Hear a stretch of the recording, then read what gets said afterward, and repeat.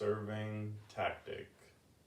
So one serving tactic there is that's pretty good is to serve area one for two reasons. One is because it's not so easy to make that pass, especially if it's all the way to the sideline. And also, the setter now has to take this ball over their left shoulder. So that's a pretty good serving tactic.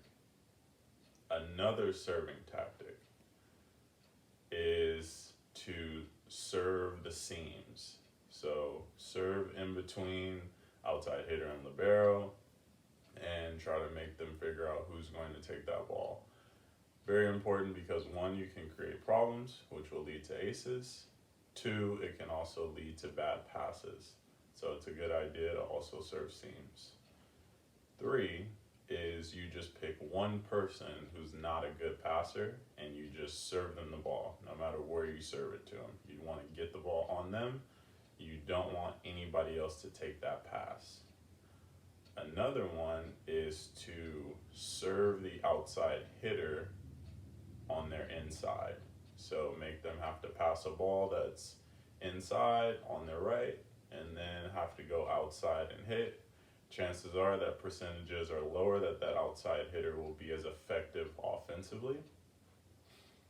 Another serving technique is to serve short. So you want to serve short, whether that be in area 2, area 3, or area 4.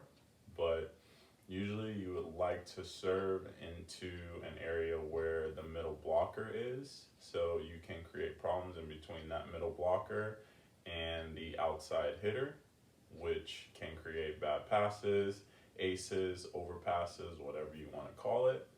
And then also, if you serve short, then you're not giving anybody a good runway in order to go hit the ball. So it could be the middle who's now out of a route because they had to take the pass, or it could be the outside hitter who's now not going to have a good runway to go and hit that ball because you did serve short.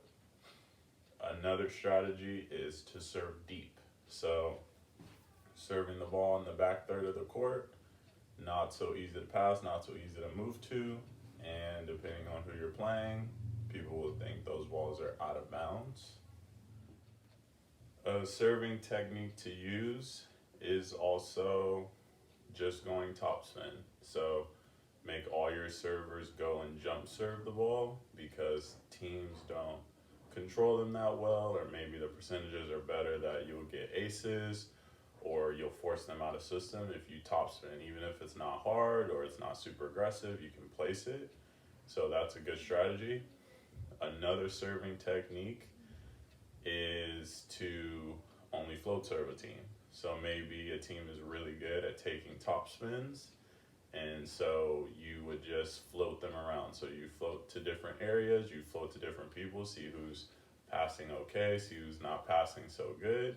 You change it up, short float, deep float, and so you float serve this team because maybe they're not good at controlling the movement of the ball to get the ball up to the setter to run an effective offense.